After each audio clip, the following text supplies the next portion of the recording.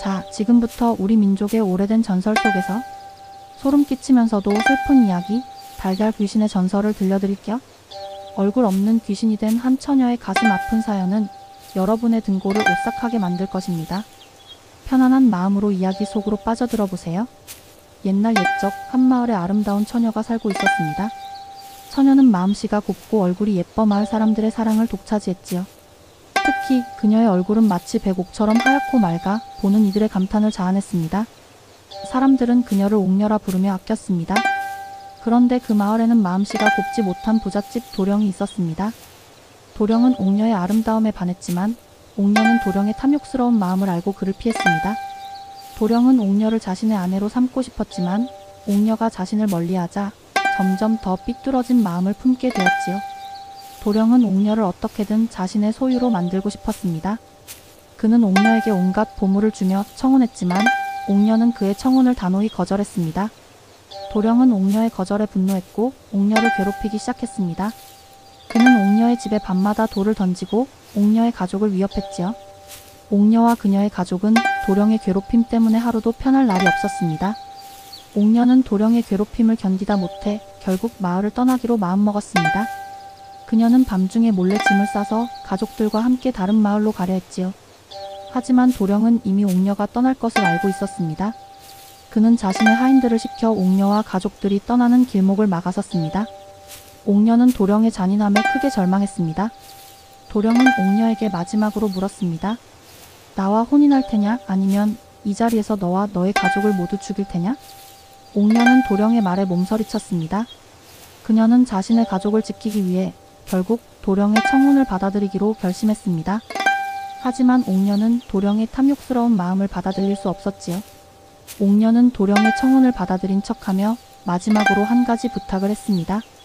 도령님, 제가 당신의 아내가 되겠습니다.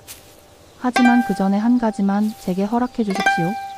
도령은 옥녀의 말에 기뻐하며 그녀의 부탁을 들어주었습니다.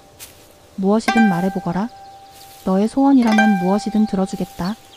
옥녀는 도령에게 말했습니다. 저의 가족을 안전한 곳으로 보내주십시오.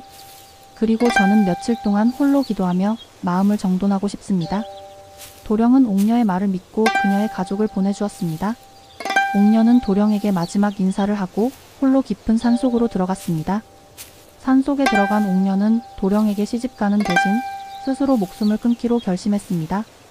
그녀는 자신의 아름다운 얼굴 때문에 탐욕스러운 도령에게 시달렸다고 생각했습니다. 내 아름다운 얼굴이 이 모든 비극의 원인이구나.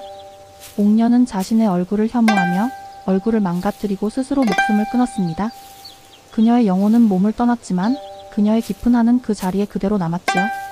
옥녀의 시신은 산속에서 아무렇게나 버려졌고 그녀의 얼굴은 온데간데 없이 사라졌습니다. 그녀의 한이 너무나 깊어 얼굴이 녹아내린 것이었지요. 도령은 옥녀가 죽었다는 소식을 듣고 크게 분노했습니다. 그는 옥녀의 시신을 찾아 산속을 헤매었지만 얼굴 없는 시신만을 발견할 수 있었습니다. 도령은 옥녀의 영혼이 자신에게 복수할까 두려워 옥녀의 시신을 묻어주지 않고 도망쳤습니다. 옥녀의 영혼은 얼굴 없는 채로 산속을 떠돌았습니다.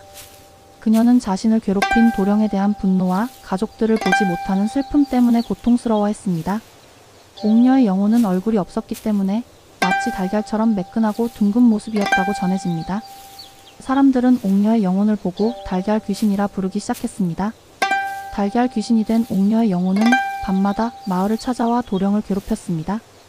도령은 밤마다 악몽에 시달렸고 달걀 귀신이 자신의 얼굴을 없애버릴까 두려워 잠을 이루지 못했습니다. 도령은 달걀 귀신을 피해 마을을 떠나 다른 곳으로 도망쳤지만 달걀 귀신은 도령을 끝까지 따라갔습니다. 어느 날 밤 도령은 달걀 귀신을 피해 깊은 산속으로 도망쳤습니다. 도령은 지쳐 쓰러졌고 그때 달걀 귀신이 그의 앞에 나타났습니다. 달걀 귀신은 아무런 표정도 없는 매끈한 얼굴로 도령을 노려보았습니다. 도령은 두려움에 떨며 달걀 귀신에게 용서를 빌었습니다. 달걀 귀신님, 저의 잘못을 용서해 주십시오. 저의 탐욕 때문에 당신을 비극으로 몰아넣었습니다. 달걀 귀신은 도령의 사과를 듣고도 아무런 반응이 없었습니다. 그녀의 영혼은 이미 깊은 한으로 가득 차 있었기 때문이었지요. 그때 달걀 귀신은 도령의 몸에 빙의하여 자신의 한을 풀기로 결심했습니다. 도령의 몸에 빙의한 달걀 귀신은 자신의 얼굴을 잃은 고통과 슬픔을 도령에게 그대로 느끼겠습니다. 도령은 달걀 귀신의 고통을 느끼며 온몸을 비틀었고 결국 미쳐버리고 말았습니다. 도령은 미쳐버린 채 온 세상을 떠돌았고 결국 비참한 최후를 맞이했습니다.